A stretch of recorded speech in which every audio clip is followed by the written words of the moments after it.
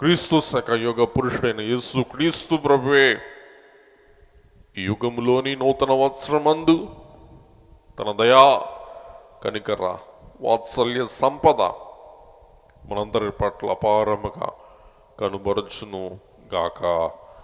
ఆమేన్. అందరికీ మరణాత.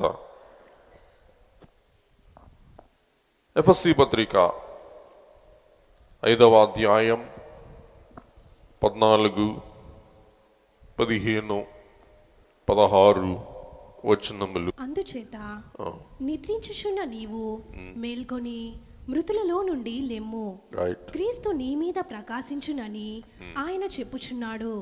దినములు చెడ్డవి గనుక మీరు సమయమును పోనీయక సద్వినియోగము చేసుకొనుచు అజ్ఞానుల వలె కాక జ్ఞానుల వలె నడుచుకొనున్నట్లు జాగ్రత్తగా చూసుకోండి.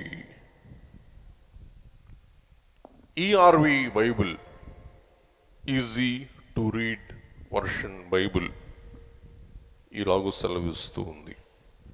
15వ వచనం, మీరు ఏ విధముగా జీవిస్తూ ఉన్నారో జాగ్రత్తగా గమనించండి. బుద్ధి హీనుల్లా కాక బుద్ధి గలవారిలా జీవించండి. బుద్ధి హీనుల్లా కాక బుద్ధి గలవారిలా జీవించండి. 16వ వచనం, ఇవి మంచి రోజులు కావు కనుక వచ్చిన ప్రతి అవకాశాన్ని ఉపయోగించుకోండి. ఇవి మంచి రోజులు కావు గనుక వచ్చిన ప్రతి అవకాశాన్ని ఉపయోగించుకోండి. మూర్ఖంగా ప్రవర్తించకండి. ప్రభువు ఆంతర్యాన్ని తెలుసుకోండి. మూర్ఖంగా ప్రవర్తించబాకండి. ప్రభువు ఆంతర్యమును, ప్రభువు చిత్తమును మీరు తెలుసుకోండి. మొదట 2 విషయాలు గమనిద్దాం. సమయం వస్తూ సమయం కొన్ని సదవకాశాలను మనకు ప్రసాదిస్తుంది. ఉదాహరణకి మనం ప్రయాణికులం అనుకుందాం. ప్రయాణం చేయుటకు ప్లాట్ఫామ్ మీదకు వెళ్ళినప్పుడు ఆ ప్లాట్ఫామ్ మీద ఉన్న ప్రయాణికుని ఎదుట ఎలాగ అనేక రైలు బండ్లు వెళ్తాయో అలాగే మనకు కూడా ఈ కాలము అను ప్లాట్ఫామ్ మీద నించున్నప్పుడు అనేక రైళ్ళు, అనేక అవకాశాలు మనపై నుండి దాటి వెళ్తూ ఉంటాయి. కాబట్టి ఏ అవకాశమును మనం అందిపుచ్చుకోవాలి. ఆ అవకాశం అందిపుచ్చుకోకపోతే సమయం దాటగానే అవకాశం కూడా ఏమైపోద్ది? జారిపోద్ది. ఉదాహరణకి ఆదివారం ఉదయం 9:30 నేను అంటాను, ఇప్పుడు వాక్యం చెప్పడానికి నాకు వీలు కుదరట్లేదు, ఇప్పుడు మటుకు ఆరాధన చేసుకున్నాం. మీరు తీరుబడిగా సాయంకాలం 6:30కు వస్తే మీకు వాక్యం చెప్తాను. నేను ఈ వేళకి ఇప్పుడు 9:30కి వాక్యం చెప్పలేను. మీరు సాయంకాలం భోంచేసి రెస్ట్ తీసుకుని 6:30కి రండి, సాయంకాలం మీకు వాక్యం చెప్తాను అని అన్నానే అనుకోండి. ఎంతమంది వస్తారు? రారు. ఎందుకు? ఈ సమయానికి ఈ అవకాశం ఉంది. ఈ అవకాశాన్ని నేను సద్వినియోగం చేసుకోలేదు అనుకోండి, మళ్ళా ఈ అవకాశం మళ్ళా ఇంకొక ఆదివారం వస్తుంది. ఇంకొక ఆదివారం కొరకు ఇంకో ఆదివారం వరకు ఏం చేయాలి? ఎదురు చూడాలి. మళ్ళా ఆ అవకాశం వచ్చే వరకు సమయాన్ని వృధా చేసుకోవాలి. మళ్ళా అప్పుడు ఆ సమయానికి వచ్చే ఆ అవకాశాన్ని వాడుకోవాలి. మళ్ళా ఆ అవకాశాన్ని వాడుకోక మళ్ళా వచ్చే వారం కూడా మీకు 6:30కే చెప్తాను అనుకోండి, ఈయన ఎక్కడోడేవో అని చెప్పి జారుకుంటారు, వేరే ఆలయాలకు వెళ్ళిపోతారు. ఖచ్చితంగా జరిగేది ఇది. కాబట్టి సమయంతో పాటు సదవకాశం. ప్రతి సమయం వస్తూ వస్తూ మనందరికీ ఏం తెస్తుంది? సదవకాశం, మంచి అవకాశం. ఈ సమయానికి అవసరమైన వచ్చే సదవకాశమును ఏం చేయాలి? సద్వినియోగం చేసుకోవాలి. సమయానికి వచ్చే సదవకాశమును సద్వినియోగం చేసుకున్నవారు సజ్జనులు. సమయం బట్టి సదవకాశమును విడిచిన, దుర్వినియోగం చేసిన వారు దుర్జనులు. కాబట్టి ఈ సంవత్సరములో వాక్యం బట్టి మనం బుద్ధిమంతులముగా, బుద్ధి గలవారముగా జీవించాలని వాక్యము సెలవిస్తుంది. కానీ అవకాశము జార విడుచుకొని మనం ఏమవ్వద్దు? బుద్ధిహీనులమవ్వద్దు. కాబట్టి గ్రీక్ భాషలో కైరోస్ అనే మాట అన్నారు సమయానికి. ఈ మాట యొక్క భావం ఏంటంటే సమయము అను అర్థం వస్తుంది, అవకాశము అను అర్థం కూడా వస్తుంది. అందుకొని బైబిల్లో సమయం అని తర్జుమా చేశాడు, కొన్ని బైబిల్లో అవకాశము అని తర్జుమా చేసినట్లు మనం చూస్తూ ఉన్నాం. ఇవి మంచి రోజులు కావు గనుక వచ్చిన ప్రతి అవకాశాన్ని ఉపయోగించుకోండి అని వాక్యం మనకు సెలవిస్తూ ఉంది. కాబట్టి సమయం దాటి వెళ్తూ వెళ్తూ మనకు కొన్ని ద్వారాలు తీసి పెడుతుందంటండి. ఆ సమయం దాటిపోగానే ద్వారాలు ఏమైపోతాయి? మూసివేయబడతాయి. ఇందాక మీకు చెప్పారు, 9:30 నుండి 10:30 వరకు వాక్యం వింటారు. 10:30 అయిందనుకోండి, మీ మైండ్ ఆఫ్, మీ మూడ్ ఆఫ్, ఇక మీ టైం ఆఫ్. ఇంకా ఆఫ్ అయిన తర్వాత దేవుడు కూడా ఏం చేయలేడు? ఆన్ చేయలేడు. ఎందుకంటే మీరు టైం సెట్ చేసుకుని వచ్చాడు. 9:30 నుండి 10:30 దాకా ఇంక అవకాశం ఇద్దాం, ఈయనేం చెప్తాడో ఎందాం, 10:30 తర్వాత తిందాం, 10-11కి బయలుదేరదాం అని మీరు సిద్ధపడి నాకు 1 గంట అవకాశం ఇచ్చాడు. మీరు నాకు ఇచ్చిన అవకాశాన్ని నేను దుర్వినియోగం చేసుకున్నాను అనుకోండి, ఇంకా ఆకాశాన్ని అలాడినా కానీ ఏం రాదు, అవకాశం రాదు, అంతే, క్లోజ్. దీనిని యవనస్తులు జాగ్రత్తగా గమనించాలి. అందరూ లేండి, ముఖ్యంగా యవనస్తులు. ఎందుకంటే ఈవేళ ఆశలు ఆకాశానికి ఉంటే అవకాశాలు గుప్పిడంత కూడా లేవు, చిటికడంత కూడా లేవు. ప్రతి వారికి సెల్ ఫోన్ చూసి, సోషల్ మీడియా చూసి అవకాశాలేమో ఆకాశమే హద్దు అంటున్నారు. కానీ ఆశలు ఆకాశం. కానీ అవకాశాలు ఉప్పిడంత కూడా దొరకట్లా. అందుచేత వచ్చే ప్రతి అవకాశాన్ని ఏం చేయాలి? పట్టుకోవాలి, సద్వినియోగం చేసుకోవాలి. కాబట్టి ప్రేమ పంచుకునే సమయమందు ప్రేమ పంచుకుంటే ప్రేమ పంచుకునే అవకాశం దొరుకుతుంది. ఆ అవకాశం జారి విడుస్తే ప్రేమ పంచుకోకుండానే ఏమైపోద్ది? అవకాశం దాటిపోద్ది. నేర్చుకోవలసిన సమయంలో నేర్చుకుంటే నేర్చుకోగలం. ఆ నేర్చుకునే సమయం, వినే సమయం దాటిపోయింది అనుకోండి, ఎంత వినాలన్నా కానీ, ఎంత నేర్చుకోవాలనుకున్నా కానీ నేర్పించే వాళ్ళు ఉండరు. పని చేయాలి. పని చేయడానికి అవకాశం ఉన్నప్పుడే మన శక్తి, సామర్థ్యం, మన నమ్మకత్వం, మన యథార్థత అంతా వినియోగించి పని చేయాలి. ఆ పని చేయ అవకాశం దాటిపోయింది అనుకోండి, మళ్ళీ మనం ఏం చేయలేము. అనుకున్న పని, చేయాలనుకున్న పని, నిర్దేశించుకున్న పని సాగించలేము.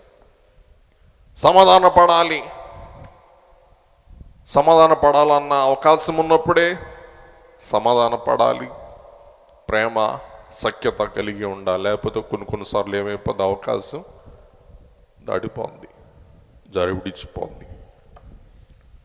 అలాగే ఎవరైనా ఆహ్వానం అందిస్తే దానికి ప్రత్యుత్తరం ఇచ్చే సదవకాశం మనకి ఉన్నప్పుడే మనం ఏం చేయాలి? సద్వినియోగం చేసుకోవాలి. ఇలాగున ప్రతి సమయం వస్తూ దాని వెనకాల ఏం తీసుకొస్తుంది? అవకాశం, సదవకాశం. ముఖ్యంగా బిడ్డ పరీక్ష దాటిపోయాడు అనుకోండి, ఆ పరీక్ష రాయాలంటే మరలా ఏం చేయాలి? ఇంకో సంవత్సర కాలం వ్యర్థం చేసుకోవాలి. ఈ సంవత్సర కాలం గతించిన పాఠాలు మళ్ళా చదవలేడు, చదివినా కానీ జ్ఞాపకం పెట్టుకోలేడు. చదవాలనుకున్నా కానీ అడిగి చదువు చెప్పేవాళ్ళు ఉండరు. కడిగి వారి జీవితం ఏమైపోద్ది? వినాశనంలోకి వెళ్ళిపోద్ది, గోతులోకి వెళ్ళిపోద్ది. ఎందుకు? ఒక్క అవకాశాన్ని, పరీక్షణ అవకాశాన్ని ఏం చేశాడు? జారవిడుచుకున్నాడు. ఇంక బ్రతికే ప్లాట్ఫామ్ అయిపోద్ది. అలాగే బిడ్డలైన వారి పట్ల తల్లులు శ్రద్ధ చూపించాలి, గమనించుకోవాలి, బుద్ధి చెప్పాలి, భయభక్తులు చెప్పాలి. వారు ఏం చేస్తూ ఉన్నారు గ్రహించుకోవాలి. వినండి, న్యూ ఇయర్ రోజు స్విట్జర్లాండ్ దేశంలో ఘోరమైన అగ్ని ప్రమాదం జరిగింది. మీరు చూసే ఉంటారు. మంచి సంవత్సరం ఎందుకు లేని కొత్త సంవత్సరంలో వారు బీరు సీసాల మీద అదేదో నిప్పులు వెలిగిస్తారంట, ఏదో సంథింగ్. అందులో నశించిపోయిన పిల్లలు, ఆడపిల్లలు, మగపిల్లల వయసు చూస్తే 15 సంవత్సరాలు, 16 సంవత్సరాలు. ఏం చేశారు? న్యూ ఇయర్కి బార్లోకి వెళ్ళి ప్రాణాలు పోగొట్టుకున్నారు. తల్లులు విలవిల్ల ఆడుతున్నారు. విడ్డూరం ఏంటంటే తల్లులు అంటున్నారు, మా పిల్లోడు ఎక్కడున్నాడో మాకు తెలియదు, వాడి జాడ తెలియదు, వాడు బారులో ఉన్నాడో బయట ఉన్నాడో కూడా మాకు తెలియదు. చూసారా? సమయం దాటిపోయింది. వాడు చెప్పెళ్ళమని వీళ్ళనలా, వాడు చెప్పలా. వాడు కడకి బతుకున్నాడో లేదో కూడా తెలియకుండా బారు ముందు ఇప్పుడు బారులు తీరి కాపలా కాస్తున్నారు. మనిషి వస్తాడా? శవం వస్తుంది. శవం కూడా రావట్లా, మొత్తం కాలిపోయింది. పోనీ మంట వస్తుంటే బయటికి వెళ్తున్నారని లేదు, తమ సొక్కాలు ఇప్పదీసి, బట్టలు ఇప్పదీసి దాన్ని ఆర్పాలని చూస్తుంది. నిప్పాడారుది చెప్పండి, మొత్తం మింగేసింది. ఫుల్ మంతులు. ఎంతమంది? వయసు 15 ఏళ్ళు, 16 ఏళ్ళు, చిన్న పిల్లలు. చూసారా? కాబట్టి బహుశా దేవుడు అవకాశం ఇచ్చారు బుద్ధి చెప్పటానికి, అదుపు చేసుకోవటానికి, వారికి భయభక్తులతో పెంచటానికి. పెంచలేదు, ఎక్కడికి వెళ్ళారో వాకప్ చేయలేదు, కడుకు అసలు ఎక్కడ ఉన్నారో కూడా తెలియకుండానే అయిపోయింది. ఇంకా బతుకు ఇంకెప్పుడుకో ఆ అస్థికల్లో నుండి డిఎన్ఏ చెక్ చేసి, అమ్మ ఈ బూడిద నీ కొడుకు తీసుకో. చూసారా, ఆ తల్లులకి సదవకాశం ఉంది. బతుకున్నప్పుడే, ఆరోగ్యంగా ఉన్నప్పుడే అదుపు చేసి, భయభక్తులు చెప్పి వారిని దేవుని మార్గంలో పెట్టడానికి ఆ తల్లులకి దేవుడు అవకాశం ఇచ్చారు. జారి విడుచుకున్నారు. నిండు ప్రాణాలు మట్టిలో కలిసిపోయినాయి, మంటలో కలిసిపోయినాయి. కాబట్టి ఒక నిర్ణయం సకాలంలో నిర్ణయం తీసుకోకపోతే మరి ఆ సకాల నిర్ణయం తీసుకోకపోవటం బట్టి మరలా అవకాశం ఏమైపోద్ది. అందుకే ప్రభు అంటారు, నా సమయము ఇంకనూ రాలేదు. ప్రభు సమయము కొరకు ఆయన సంయమనం పాటించిన స్వామి యేసుక్రీస్తు ఉంటూ ఉన్నారు. ఆ సమయం వచ్చినప్పుడు ఆయనతో కూడా ఆయన శిష్యులను పంక్తిని కూర్చుండ్రి. యోహాను సువార్త 13వ అధ్యాయము దాకా ప్రభు అంటారు, నా సమయం ఇంకా రాలా అంటారు. 13వ అధ్యాయంలో ప్రభు అంటారు, ఆయా సమయము ఆసన్నమైనప్పుడు, ఆ సమయం వచ్చినప్పుడు తండ్రి అప్పగించిన శిలువ యాగ కార్యక్రమాన్ని ప్రభు ఏం చేశారండి? ప్రారంభించారు, పరిపూర్తి చేశాడు. ఎందుకంటే ఆ సమయము కొరకే ప్రభు పరలోకాన్ని నుండి భూలోకానికి వచ్చాడు. ఆ సమయమున సృష్టి, భూగోళం సమస్తమును తండ్రి అమర్చిపెట్టాడు. నా కుమారుడా, నీవు ఈ పలానా సమయానికి నీ ప్రాణమును లోకానికి బలిగా పెట్టాలా, ఈ సమయానికి నేను సృష్టి పరిస్థితులన్నీ అనుకూలింపజేసి నీకు సిద్ధం చేసి పెట్టాను. ప్రభు ఆ సమయమును శిలువయాగం చేయక దాటిపోయింది అనుకోండి, మనకేం కలగదు? రక్షణ కలగదు. ఆ తండ్రి నిర్దేశించిన సంకల్పం, ఉద్దేశం అంతా కూడా ఏమైపోద్ది? అస్తవ్యస్తం అయిపోద్ది, అతలాకుతలం అయిపోద్ది. కాబట్టి ఎప్పుడైతే సదవకాశం ఒక సమయానికి తలుపుడు తడుతుందో వెంటనే మనం ఏం చేయాలి? ద్వారము తెరచి ఆహ్వానించాలి. మనము ద్వారము తెరవకున్న ఎడల ఆ సదవకాశం ఏమవుతుందండి? దాటి వెళ్ళిపోతూ ఉంది. ఇందాక మీరు ట్రైన్ చూశాడు. Discern the moment and act when the opportunity is present. సమయమును మీ జ్ఞానముతో మీరు విశ్లేషించి, గమనించి, గుర్తించి, ఆ అవకాశం ఉన్నప్పుడే మీరు చేయవలసిన సత్కార్యం, చేయవలసిన ఉపకారం, ఆ సమయం ప్రస్ఫుటం కాగానే, ఆ సమయం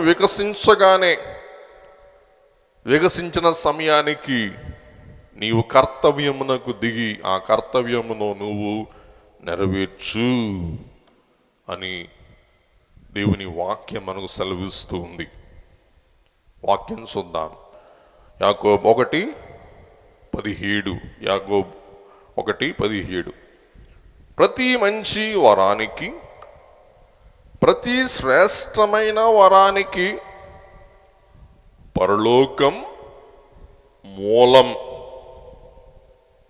వెలుగును, సూర్యుని సృష్టించిన తండ్రి ఈ వరాలు ఇస్తారు. ఆ వరాలిచ్చే తండ్రి మార్పు లేని వారు. ఆయన ఎప్పుడూ ఒకే విధముగా ఉంటారు. ఈ వరాలిచ్చే దేవుడు ఎవరంటే ఇందాకే మనం పాడుకున్నాం. వరాత్మ పిత పుత్ర నిర్గమ పరుడా స్తోత్రం. వరాప్రదుండ భక్త హృదయ వాస స్తోత్రం. వరాత్మ పిత పుత్ర నిర్గమ పరుడా స్తోత్రం. వరప్రదుండ భక్త హృదయ వాస స్తోత్రం. వరప్రదుండ వరములు ప్రసాదించువాడా, భక్త హృదయవాస స్తోత్రం, శుభాకర సుధాకర, శుభానికి మూలమయ్యున్న దేవా, శుద్ధికి ఆధారమయ్యున్న దేవా నీకు స్తోత్రం. కాబట్టి శుభమునకు శుభకరుడు ఎవరంటండి? ఉనికి పట్టు. మన జీవితంలో శుభం సంక్రమించాలి అంటే ఎవరు జరిగించాలి? శుభకరుడు జరిగించాలంటే శుభమునకు కారకుడు, శుభము యొక్క ఉనికి పట్టు గలవారు ఎవరు? శుభకరుడు. రెండవది శుద్ధాకరుడు, అంటే మనలను శుద్ధి చేసే పరిశుద్ధపరిచే దేవుడు. కాబట్టి శుభమునకు కర్త, శుద్ధికి కర్త, నీకు విశుద్ధ వందనం అని మనం ఈవేళ నూతన సంవత్సరం ప్రారంభించుకున్నాం. కాబట్టి వర ప్రదుండ భక్త హృదయ వాస స్తోత్రం.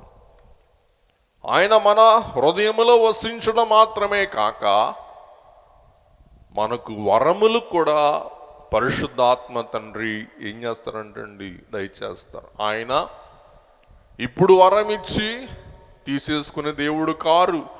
ఇచ్చిన వరాన్ని మనం పాడు చేసుకుని దానిని విక్రయించుకుని దాన్ని సొమ్ము చేసుకుంటే అని తీసేస్తాడు తప్ప, వరాన్ని సద్వినియోగం చేసుకుంటే మార్పు చెందని, మార్పు లేని, నిత్యం సూర్యుడు ఎలాగో సకాలమునకు సూర్యోదయం చేసి సూర్యాస్తమం చేస్తాడు, అలాగే దేవుడు కూడా, సూర్యుని కలుగజేసిన దేవుడు కూడా, సూర్యుడు ఎలాగో నిలకడగలవాడు దేవుడు కూడా ఎవరంటండి? స్థిరుడు, నిలకడగల దేవుడు. ఆయనలో ఏమి లేదు? చంచలత్వం లేదు. గమనించండి, ట్యూబ్ లైట్ ఫెయిల్ అయింది అనుకోండి, ఏం చేస్తుంది? అది డిస్కో లైట్ అవుద్ది, గుప్ గుప్ గుప్ గుప్ గుప్ గుప్ అంటా ఉంటుంది. సూర్యుడు అట్లా గుప్ గుప్ అండవు.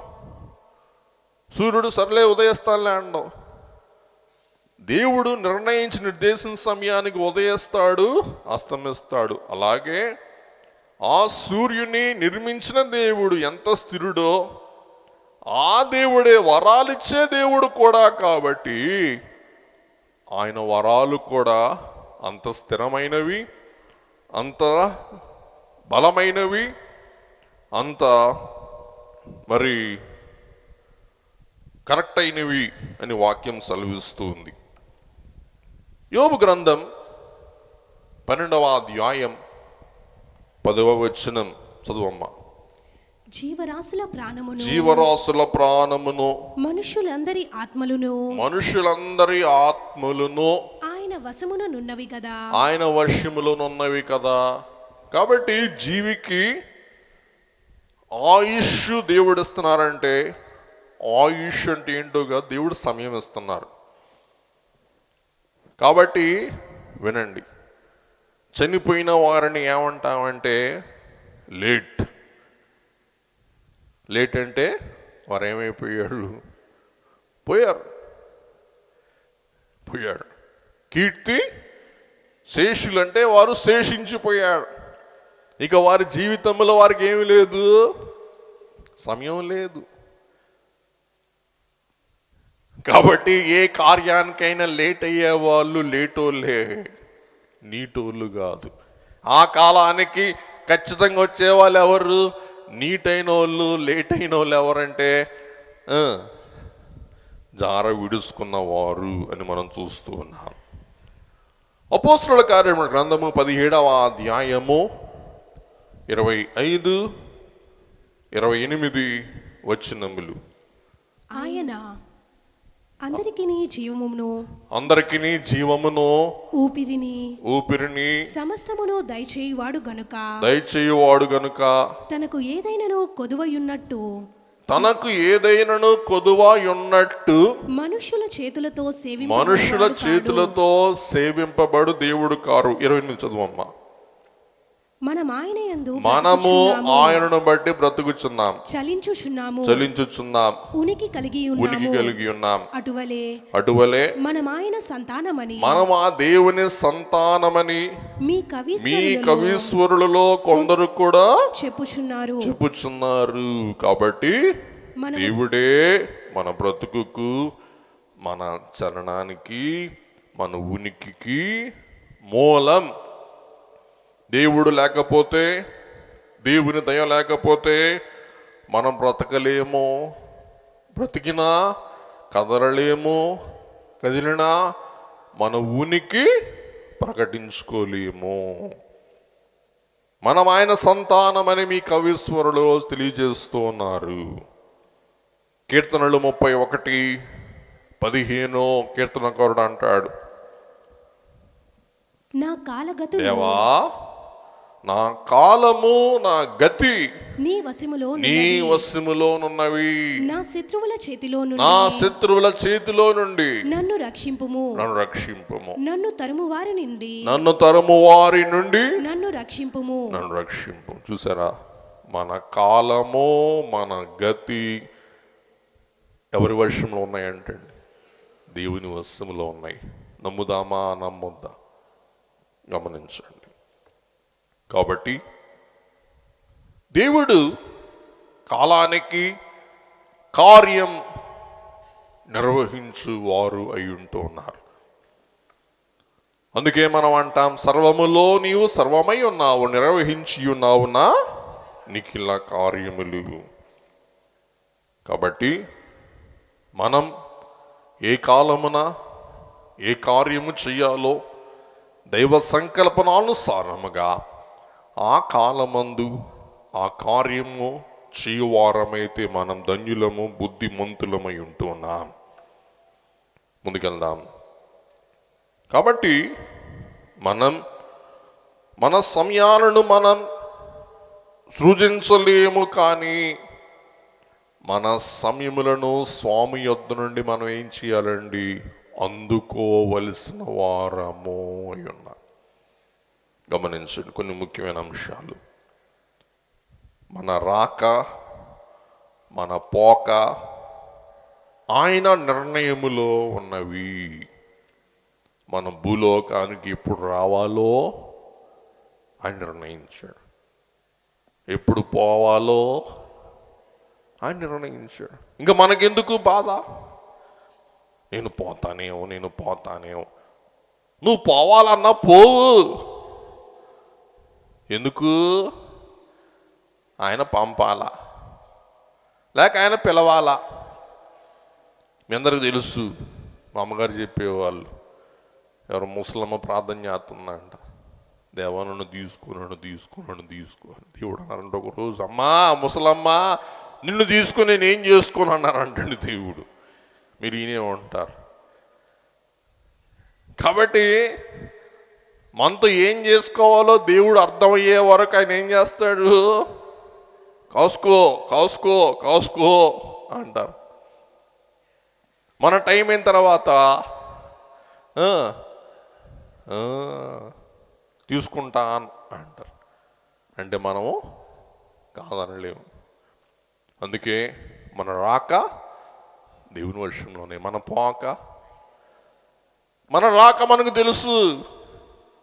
మీలో ఎవరికైనా అయిలారా, మీలో ఎవరికైనా మీ పోక ఎంతమందికి తెలుసు? చెయ్యొద్దండి. మన పోక దేవుడు ముందే చెప్పారనుకోండి, ఇప్పుడు నుండే మనం ఏం పాడతాం? దిగులు పడతాం.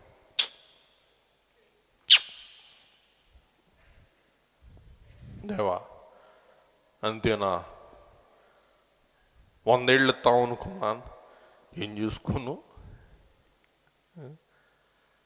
లేకపోతే ఒకవేళ దేవుడు మన టైం చెప్పారనుకోండి, అమ్మ నువ్వు పలానా తారీఖు దాకా ఉంటావు, ఆ పలానా తారీఖు నుండి తీసుకుంటా కాసుకో అన్నారనుకోండి, ఈ టైం అంతా మనం ఏం చేస్తాం? చాలా టైం ఉంది, నేను తింటా, తిరుగుతా, డాన్స్ చేస్తాను అంటారు. ఆ టయానికి రెడీ అవుతా అంటారు. అందుచేత దేవుడు మన రాక సమయం మనకు చెప్పారు, కానీ ఏం చెప్పలా?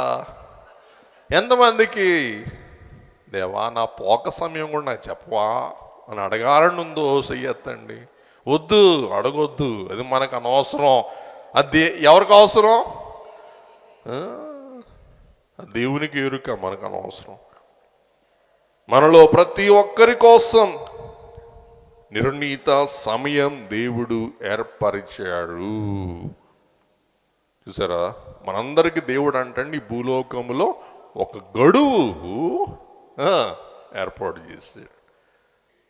ఈ ప్రపంచంలో మనం జీవించటకు ఒక సెకండ్ సమయం కూడా మనం జీవించటకు అర్హులం కాము. దేవుణ్ణి మనం డిమాండ్ చేయలేం. ఆయుష్కాలం కొరకు దేవుణ్ణి మనం ఘరానా చేసి సంపాదించలేం. ఎందుకంటే ఆదామవులైన వారు చేసిన పాపం బట్టి మనం ఈ లోకంలో జీవించడానికే అర్హత కోల్పోయాం. అయినా కానీ దేవుని తన కృపా సంకల్పం బట్టి మనకి ఏం చేస్తూ ఉన్నారు? అవకాశం మీద అవకాశం ఇస్తూ ఉన్నారు.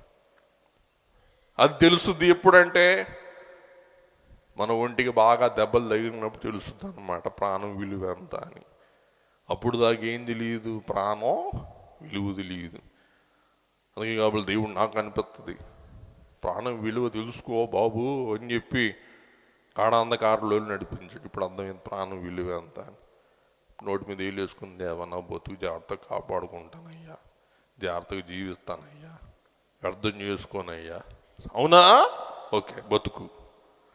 అలాగే దేవుడు మన జీవితంలో కూడా వ్యర్థమైన బతుకుతున్నాం అనుకోండి, దేవుడు ఏం చేస్తాడు? ముటికాయ వేస్తాడు. అప్పుడు మనకి ఏం తెలిసి వస్తుంది? సమయం యొక్క విలువ, ప్రశస్తత అర్థమవుద్ది అన్నమాట అండి. కాబట్టి వయసు పెరిగే కొంది సమయం యొక్క విలువ ఏమవుతూ ఉండాలి? గ్రహింపు.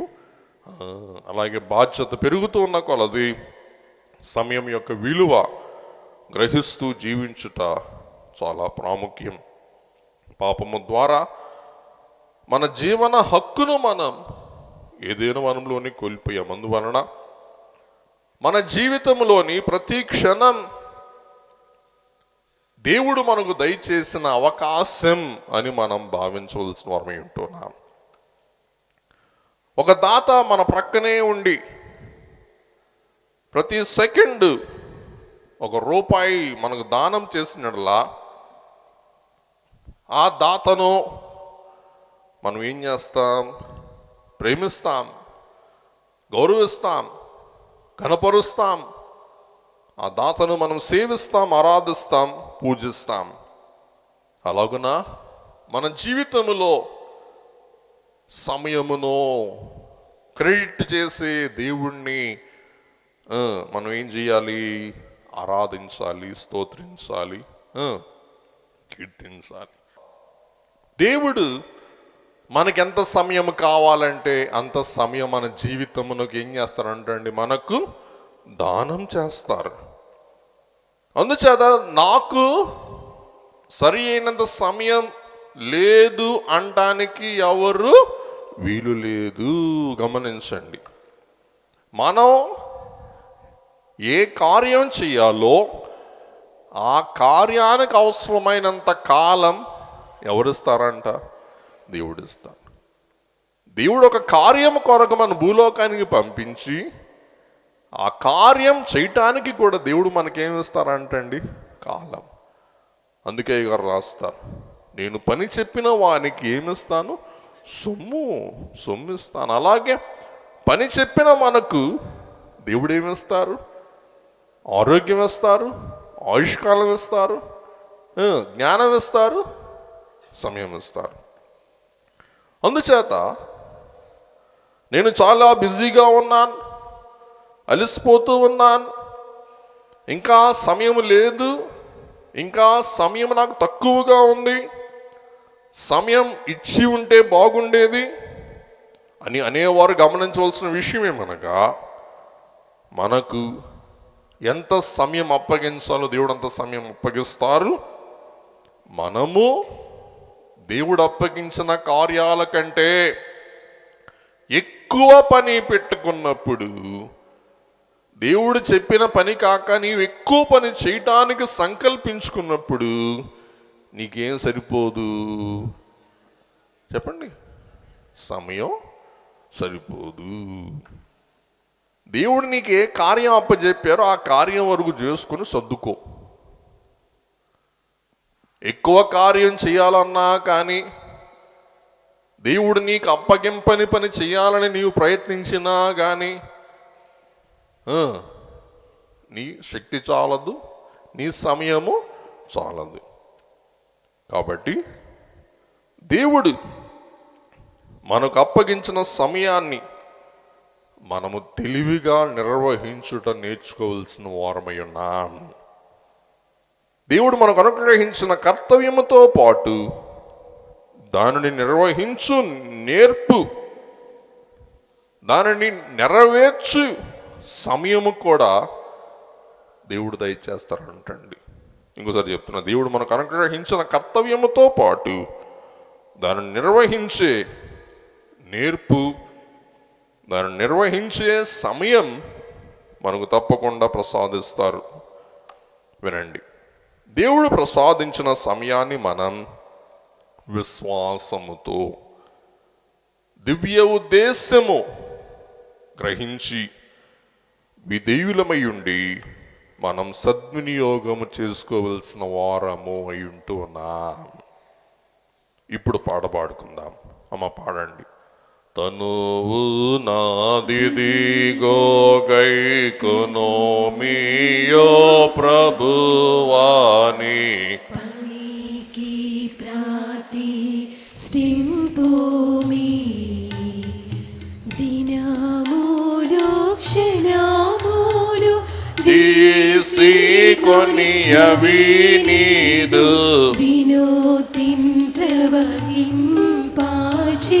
యను శక్తి నీయు. గమనించండి, దినములు క్షణములు తీసుకొని ఎక్కడి నుంచి?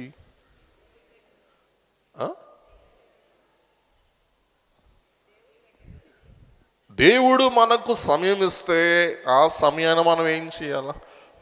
తీసుకోవాలి. తీసుకోకపోతే సాతాను ఏం చేస్తుంది? కాసుకొని ఉంటుంది మింగటానికి. పెట్టండి, దినములు క్షణములు తీసుకొని నీ దగ్గర నుంచి దేవా తీసుకొని అవి నీదు వినుతిన్ అంటే పొగడ్తా, కీర్తి, స్తుతి కొరకు ప్రవహింపచేయు శక్తిని దయచేయుము. నీ దగ్గర తీసుకున్న సమయాన్ని నీ కీర్తి కొరకు, నీ పొగడ్త కొరకు, నేను ప్రవహించు సమయము, ప్రవహించు శక్తిని నాకు దయా చేయుము. దేవా, నిన్ను పొగిడే రీతిగా సమయం ఇచ్చిన నీవు నన్ను పొగిడే రీతిగా సమయాన్ని ప్రవహింప చేసుకొను శక్తి నాకు దయచేయము. గమనించండి, దేవుడు తీసుకోమని మనకి దానము చేసిన సమయాన్ని వినుతిన్ అంటే పొగడ్త కొరకు, దేవుని పొగడ్త కొరకు, దేవుడు పొగిడే విధముగా మనం వినియోగిస్తూ ఉన్నామా? పొగడ్త అంటే స్తోత్రం. ప్రవహింపచేయు శక్తిని నాకు ఇయుమి. దేవా, నిన్ను పొగడుచు గడుపు శక్తి నాకు దయచేయుము.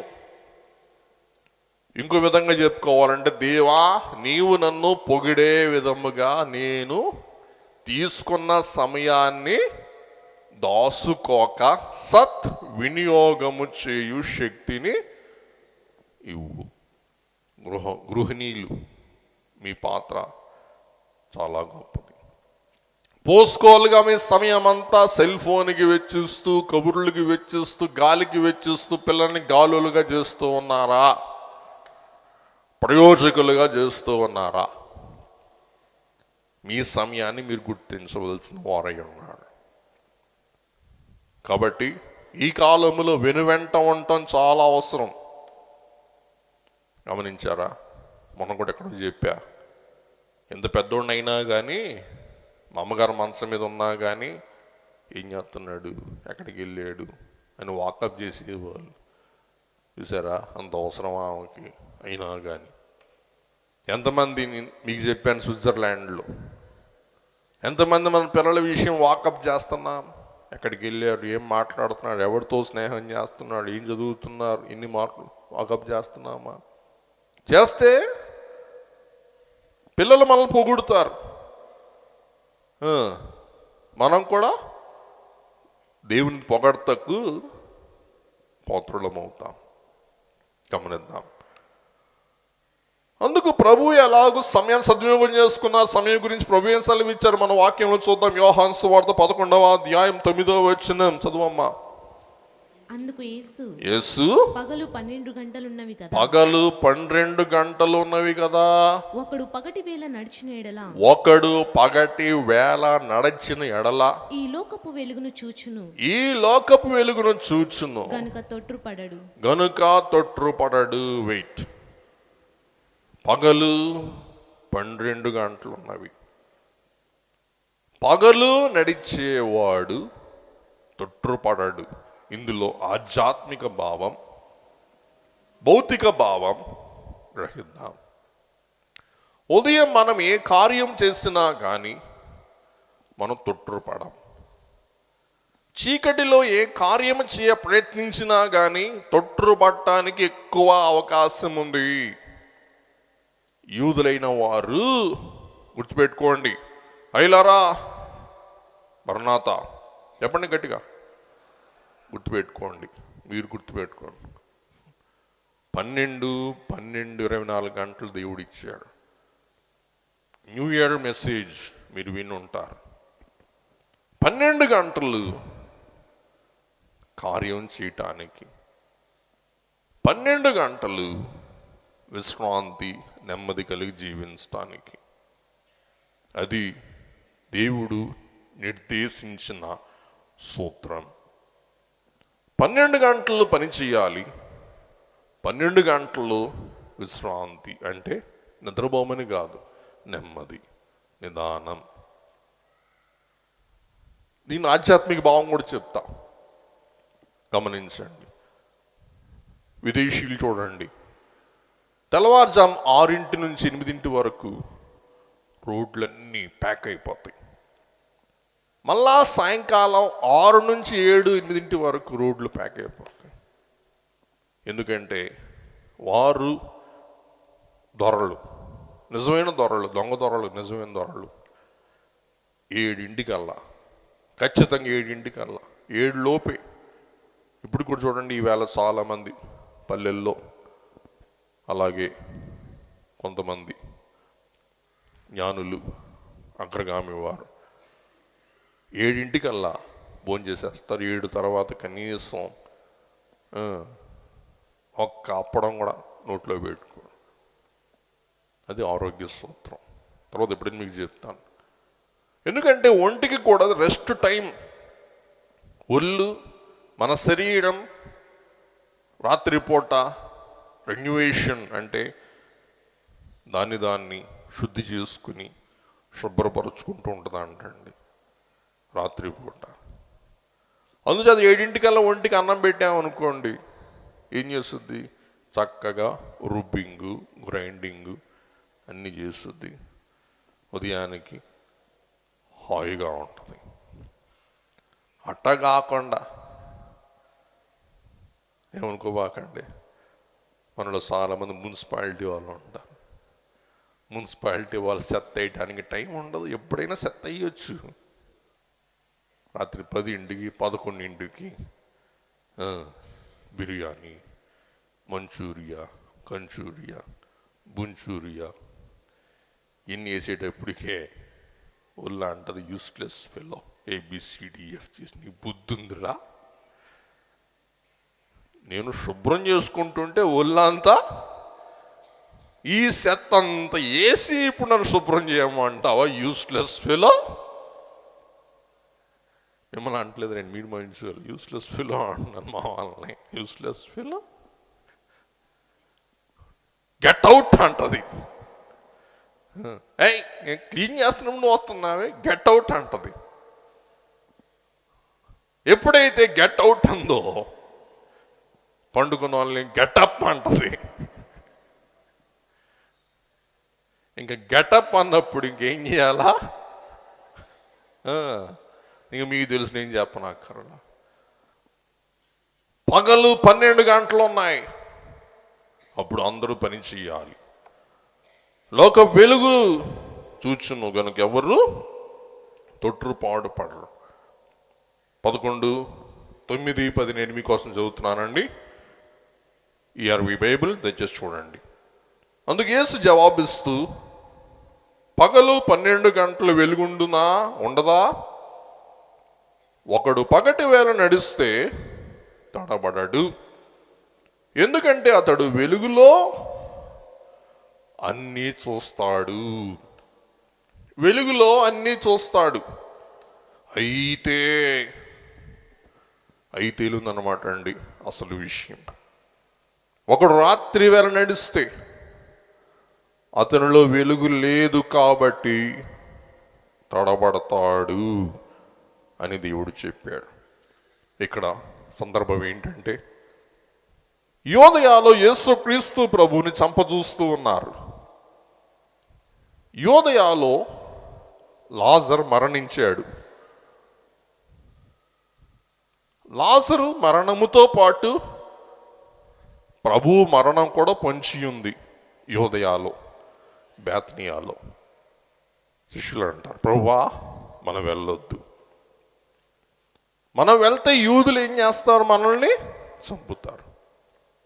అందుకు ప్రభువా అంటారు, ఓ శిష్యులారా, పగలు అంటే సేవ చేయు వీలు, దేవుని వాలు, దేవుని సంకల్పం, నా తండ్రి ఉద్దేశం, నా తండ్రి చిత్తం నా ఎడల ఉన్నది కాబట్టి వెలుగులో నేను నడిస్తే నన్ను ఎవరు ఏమి చెయ్యరు, చెయ్యలేరు, చెయ్యబోరు. కానీ రాత్రి వస్తుంది. రాత్రి అంటే శ్రమదినం, కష్టకాలం, విపత్తు కాలం. అది వచ్చినప్పుడు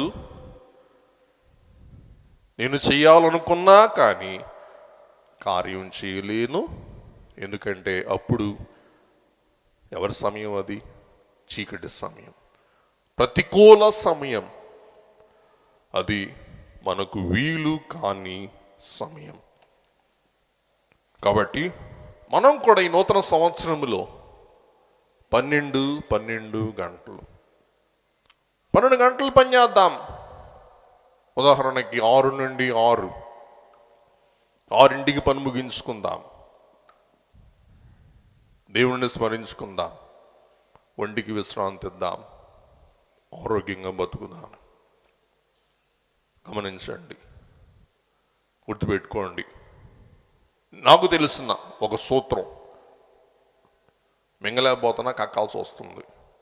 గుర్తుపెట్టుకోండి, దయచేసి దయచేసి దయచేసి అన్న గుర్తుపెట్టుకోండి.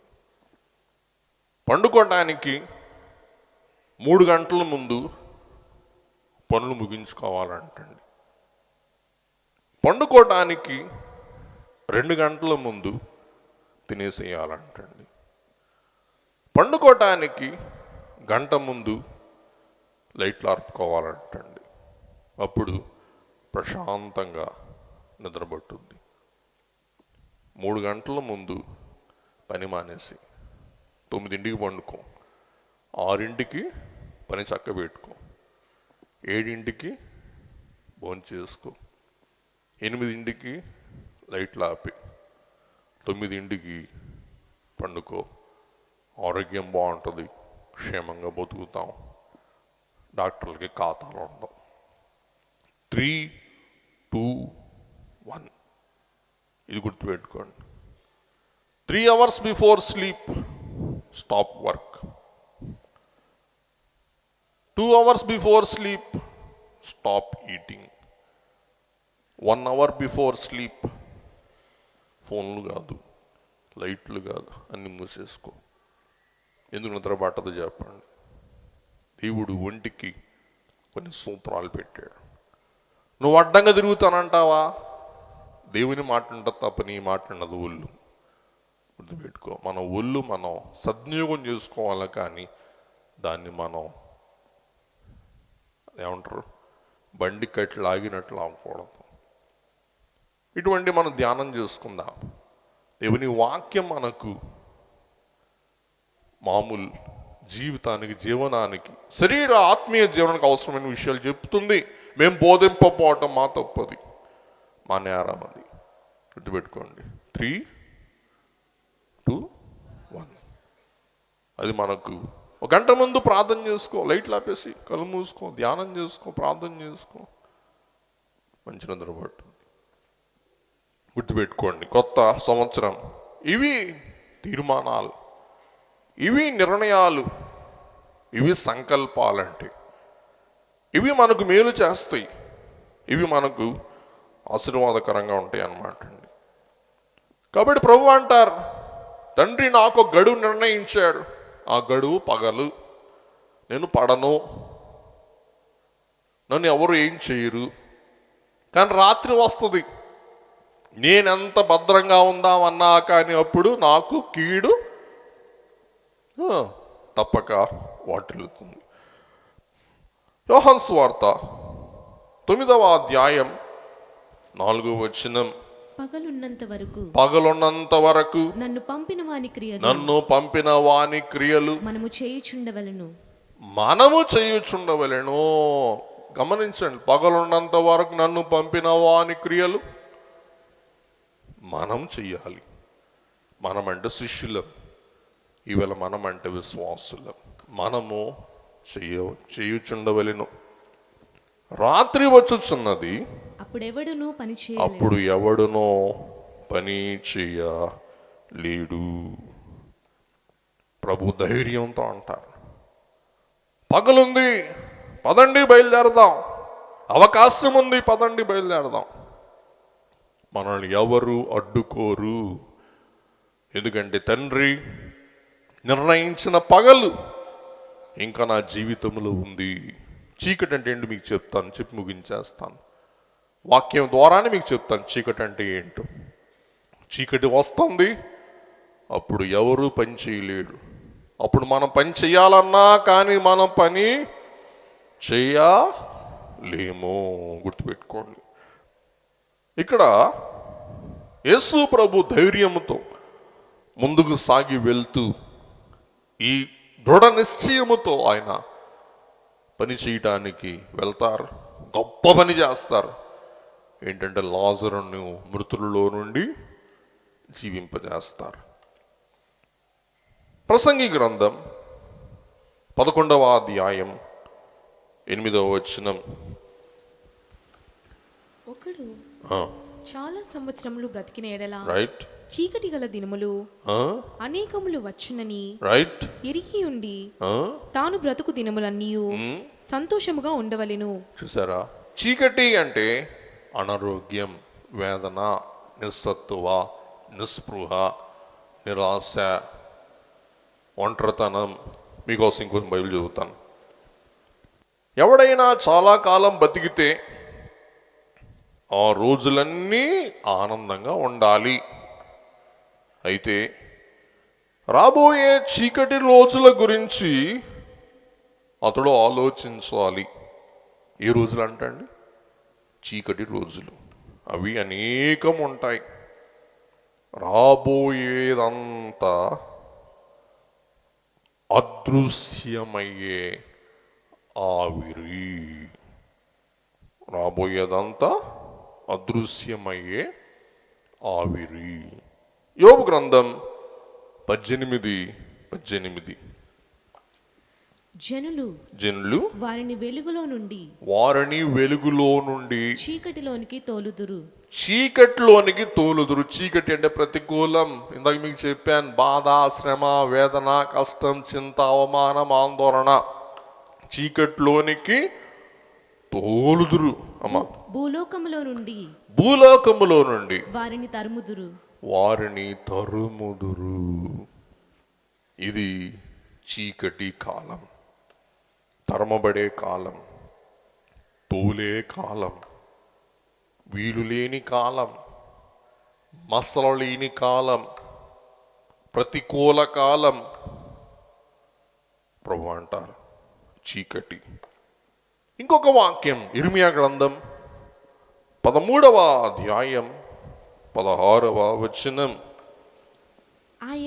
ఆయన చీకటి కమ్మ చేయక మునుపే చీకటి కమ్మే ముందే. చదువమ్మా. మీ కాళ్ళు చీకటి కొండలకు, చూసారా, మీ కాళ్ళు చీకటి కొండలకు తగులక మునుపే వెలుగు కొరకు మీరు కనిపెట్టుచుండగా ఆయన దాని గాఢాంధకారముగా చేయక మునుపే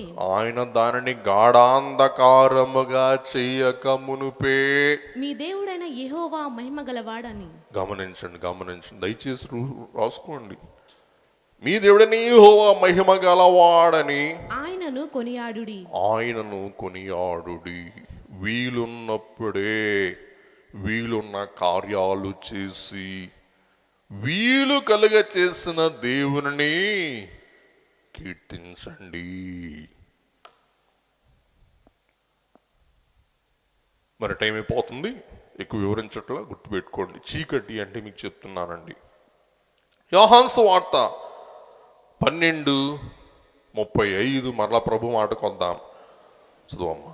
అందుకు యేసు ఇంకా కొంతకాలం అంతకాలం కాదండోయ్, కొంతకాలం వెలుగు మీ మధ్య ఉండును. కొంతకాలం వెలుగు మీ మధ్య ఉండును. తర్వాత వెలుగు తీసేస్తారు. ఓ శిష్యులారా, మీకు చీకటి కమ్ముకుంటుంది. మీకు శ్రమలు వస్తాయి, మీకు కష్టాలు వస్తాయి, మీరు తరంబడతారు, మీరు తురంబడతారు, మీరు కాల్చబడతారు, మీరు తరంబడతారు, మీరు నానా ఇక్కట్లు పాలవుతారు, కాసుకోండి అంటారండి యేసయ్య. అమ్మ చదువు పాప. చీకటి మిమ్మును కమ్ముకొనకుండునట్లు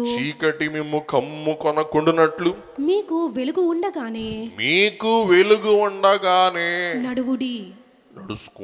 నడుచుకోండి. అమ్మా, చీకటిలో నడుచువాడు తాను ఎక్కడికి పోవుచున్నాడో, గమనించారా, తాను ఎక్కడికి పోవుచున్నాడో ఎరుగడు.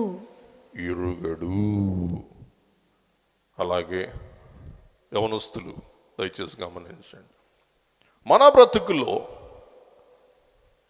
వెలుగు కాలం, చీకటి కాలం. యవన కాలం వెలుగు కాలం, ఆరోగ్యం, క్షేమం, బుద్ధి, జ్ఞానం, సత్తా అన్నీ ఉంటాయి. కానీ చీకటి అన్నీ ప్రతికూలం, అన్ని కష్టాలన్నీ బాధలు.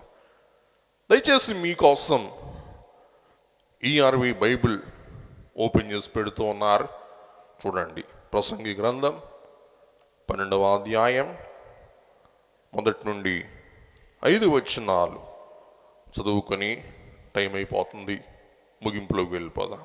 అమ్మా, దయచేసి ఈ వాక్యాలు ERV బైబిల్లో ఉన్నాయి, మీరు కూడా చదవండి. ఈ మాటలు వెలుగేంటో చీకటేంటో కళ్ళ కట్టినట్లు, ఏ గ్రాంధికంగా కాకుండా సహజమైన తెలుగు భాషలో, వ్యవహారిక తెలుగులో వ్రాయబడుతుంది కాబట్టి చదివిస్తున్నాను. మీరు చూస్తూ ఉండండి, క్వైర్ వారు చదువుతూ ఉంటారు. చదవండి అమ్మా. వృద్ధాప్యంలో ఎదురయ్యే సమస్యలు. చెడ్డకాలం దాపురించక ముందు, నీవు ముసలివాడవు కాకముందు నా జీవితం వృధా చేసుకున్నాను అని నీవు వాపోయే వయస్సు రాకముందు, నీవింకా యవ్వనావస్థలో ఉండగానే నీ సృష్టికర్తని నీవు గుర్తు చేసుకో. సూర్యచంద్రులు, నీ సృష్టికర్తను నీవు గుర్తు చేసుకో. ఇది ముఖ్యమైన అంశం. ఇది అమ్మ చదువు అమ్మ. సూర్య చంద్రులు నక్షత్రాలు నీ కంటి దృష్టికి ఆనని కాలం దాపురించక పూర్వం నీవింకా గమనించారా, చూసారా? కళ్ళు మసక తీరే కాలం, సూర్యుని కాంతి కూడా కనబడని కాలం, చంద్రుని కాంతి కూడా కనబడినంత కళ్ళు మందగిలినప్పుడు, చీకటి కమ్ముకున్నప్పుడు, నీకు దృష్టి మాంద్యం కలిగినప్పుడు నీవేమి చేయలేవు. కాబట్టి ఆ దృష్టి మాంద్యం కలగక ముందు, ఇప్పుడంటే కలద్దాలు వచ్చినాయి, కళ్ళకి రకరకాల చికిత్సలు వచ్చినాయి, అప్పుడు కళ్ళు పోతే పోయినట్టే. అందుకు ప్రసంగి జ్ఞాని అంటారు. చదువు పాప. నీవింకా యవ్వన ప్రాయంలో ఉండగానే రైట్, నీ సృష్టికర్తని నీవు జ్ఞాపకం చేసుకో. మరలా అంటారు, నీ సృష్టికర్తను నీవు జ్ఞాపకం చేసుకో. ఒక తుఫాను తర్వాత రైట్, మరొక తుఫాను వచ్చినట్లే రైట్, కష్టాలు పదే పదే వస్తాయి. చూసారా? అందుకే గారు రాశారు, ఈ మాటను బట్టే స్థిమితము లేదు కదా మానవునికి. ఇప్పుడు మనకు అర్థమవుతున్నాయి అయ్యగారి మాటలు, అయ్యగారి పాటలు. తుఫానులు, ఒక తుఫాను తర్వాత మరి ఒక తుఫాను వచ్చినట్లుగానే కష్టాలు మన జీవితంలో పదే పదే ఏమవుతాయి అంటండి, వస్తూ ఉంటాయి. చదువమ్మా. ఆ వయస్సులో నీ చేతులు శక్తి కోల్పోతాయి, సరే, నీ చేతులు శక్తి కోల్పోతాయి, నీ కాళ్ళు బలము లేక వంగుతాయి, నీ కాళ్ళు బలము లేక వంగుతాయి, వంగిపోతాయి. నీ పళ్ళు ఊడిపోతాయి, చూసారా? నీ పళ్ళు ఊడిపోతాయి, నీవు నీ ఆహారం నమలలేవు, నీ ఆహారం నమలలేవు, జావా గంజి తాగాల మే మే మే మే అనాలా. నీ కళ్ళు మసకబారతాయి, రైట్, నీ వినికిడి శక్తి మందగిస్తుంది, వీధుల్లోని శబ్దాలు చూసారా? నీకు నీ వినిపించవు. చెవులు మందగిలినప్పుడు రైలు ఇంజిన్ హారన్ కూడా నీకు వినపడదు, లారీ హారన్ కూడా నీకు వినపడదు. నీ గోధుమలు విసిరే తిరగలి శబ్దం కూడా, చూసారా? నీ గోధుమలు విసిరే తిరగల శబ్దం కూడా నీకు వినిపించదు, నీకు వినిపించదు. స్త్రీలు పాడే పాటలు కూడా నీవు వినలేవు. వినలేవు. అయితే పక్షి చేసే కిలకిల రావానికే నీకు వేకువజామున మెలకువ వచ్చేస్తుంది. చూసారా? అంటే ఆందోళన, భయం, ఏ వినపడవు కానీ కుక్కురుకో అనగానే ఉలిక్కిపడి లేస్తావు. ఎందుకంటే ఆ రోజు ఏం తలుస్తుందో, ఆ రోజు కోడలు ఏం చేస్తుందో, కోడలు ఏం పప్పు గుత్తి పట్టుకుంటుందో, లేకపోతే అల్లుడు రిక్షా తీసుకొచ్చి, ఆటో రిక్షా తీసుకొచ్చి నన్ను అనాథాశ్రమాన్ని తీసుకెళ్తాడో. చదువమ్మా. మరెందుకో కాదు, మరెందుకో కాదు, నీకు నిద్ర రాదు, నీకు నిద్ర రాదు, అందుకు నిద్ర పట్టదు. చూసారా? గొడ్ల గోబల్లా కళ్ళు తీర్చుకొని చూస్తా ఉంటాడు. చదువమ్మా. ఎత్తైన ప్రదేశాలంటే నీకు భయం వేస్తుంది, భయం వేస్తుంది. నీ దోవలో ఏ చిన్న వస్తువు ఉన్నా దాని మీద కాలు వేస్తే ఎక్కడ బోల్తా పడిపోతానో అని నీకు బెదరు కలుగుతుంది. చూసారా? నీ జుట్టు నెరసి, ఇది మీకు లేదులేండి, మీ అదృష్టం. మీ జుట్టు నెరవాట్లా, మర్నాథ. మా జుట్టు నెరుస్తుంది, నీ జుట్టు నెరుస్తుంది. బాదం చెట్టు పూతలా కనిపిస్తుంది, బాదం చెట్టు పూతలా కనిపిస్తుంది. అప్పుడు రాయిలా, బాదం చెట్టు పూతకి కోటింగ్ ఉంది రాయిలా. అప్పుడు జ్ఞాని సొలొమోనుకి అందలా కోటింగ్ వస్తుందని చెప్పి అందుకే రాయలేదు ఆయన. మనం ఇంకా జ్ఞానవంతులం కదా. బాదం చెట్టు ఆకుల్లాగా పూతలా కనిపిస్తుంది, పూతలా కనిపిస్తుంది. నీవు కాళ్ళీడ్చుకుంటూ మిడతలా నడుస్తావు, నీవు కాళ్ళీడ్చుకుంటూ మిడతలా నడుస్తావు, మిడతలా నడుస్తావు. కానీ అడుగు అడుగు అడుగు అడుగు, ఎవరో కూర్చోబెట్టాలి, కుర్చీలో నెట్టుకెళ్ళాలా. నీవు నీ కోరికను కోల్పోతావు జీవించటానికి. ఇంకెందుకు బతుకు అంటావు, అది చీకటి కాలం. అప్పుడిక నీవు నీ శాశ్వత నివాసానికి సమాధిలోకి పోతావు. నీ శవాన్ని ఆ, సమాధికి మోసుకెళ్ళు. ఆ, డింగు టిక్క డింగ టిక్క డింగ టిక్క డింగు టిక్క డింగ టిక్క. విలాపకులు విలాపకులు వీధుల్లో గుమిగూడి వీధుల్లో గుమ్ముగూడి శోకనాలు పెడతారు. శోకనాలు పెడతాడు. ఇదంతా ఏం చెప్పండి? చీకటి. చీకటి రాకముందే వెలుగు ఉండగానే జాగ్రత్త పడు అంటదండి దేవుని వాక్యం. కాబట్టి ముగించేస్తున్నాను. మరి టైం అయిపోతుంది. 2 మాటలు చెప్పి ముగించేస్తాను. దీన్ని ఒక సుఖాంతం చేసి ముగించుకుందాం. సామెతలు 22:13. అమ్మా, సోమరి బయట సింహం ఉన్నది, బయట సింహం ఉంది, వీధులలో నేను చంపబడతానంటాడంటండి. ఇదే మాట 26:13 కూడా ఉంటుంది. 13, 14, 15 చదివేసే తల్లి. సోమరి దారిలో సింహం ఉన్నదనును, దారిలో సింహం ఉందా అంటాడు. వీధిలో సింహం ఉన్నదనును, వీధిలో సింహం ఉందా అంటాడు. ఉతక మీద తలుపు తిరుగును, ఉతక మీద తలుపు తిరుగును, తన పడక మీద సోమరి తిరుగును, తన పడక మీద సోమరి తిరుగును. అమ్మ ఆగండి. ఈ సోమరి అంటండి, పొలానికి వెళ్ళరా అంటే సింహం ఉందంటాడంట, ప్రమాదం ఉందంటాడంట, అదవుద్ది అంటాడు, ఇదవుద్ది అంటాడంట. పనికి వెళ్ళరా అంటే పనిలో ఆ ప్రమాదం ఉంది, అది ఉందంటాడంటండి బేవర్సుడు. అలాగే ఉతక మీద తలుపు తిరుగును. చూడండి, ఇక్కడ కూడా మనకు ఉతక కనపడుతుంది. ఈ ఉతక మీద తలుపు అంట, ఇదిగో ఎట్టా ఎట్టా ఎట్టా ఎట్టా తిరుగుద్ది. ఇది ముందుకెళ్దాం, ఆగిపోద్ది. ఎందుకు? సింహం ఉంది కాబట్టి. చదువు అమ్మా. తన పడక మీద సోమరి తిరుగును, తన పడక మీద సోమరి కూడా ఎట్టా ఎట్టా ఎట్టా ఎలికలు తిరుగుతూ ఉంటాడంట. ఈ ఉతక మీద తలుపు తిరిగినట్టు. సోమరి పాత్రలో తన చెయ్యి ముంచును, తన చెయ్యి ముంచుతాడంట.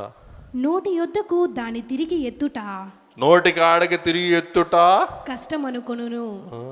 తింటాం కూడా వెళ్ళి కొడుపోరు అంటండి వీటికి. అందుకే స్విగ్గీ వచ్చింది, జొమాటో వచ్చింది. ఈవేళ మనకి నూతన సంవత్సరం ముందు సోమరులుగా ఉండొద్దు. అటు సోమరులుగా ఉండకుండానట్లు దేవుడి సంవత్సరం ముందు మనల్ని హుషారువంతులుగా, జ్ఞానవంతులుగా, బుద్ధిమంతులుగా తయారు చేయను గాక. దయగల ప్రభువా, మరొక నూతన సంవత్సర కాలం మా జీవితం దయచేసిన తండ్రి మీకు స్తోత్రం. ఈ సంవత్సరంలోని సమయం సద్వినియోగం చేసుకున్న నీ వాక్యం ద్వారా మాకు బోధించిన దేవా మీకు స్తోత్రం. మేము సజ్జనమై ఉండి, వెలుగు జీవులమై ఉండి, చురుకుదనము గలవారమై ఉండి, దేవా నీ యొద్ద తీసుకున్న సమయమును మేము వినుతని ప్రవహింపచేసి నీకు కీర్తి కలిగించు భాగ్యమేమని వెలుగుండగా మా అందరి కొరకు రక్షణ భాగ్యం సంప్రాప్తింపచేసిన మా ప్రభువును, మా రక్షకుడైన యేసయ్య పరిశుద్ధ నామమున వేడుకొని ప్రార్థిస్తున్నాం పరమ తండ్రి. ఆమేన్.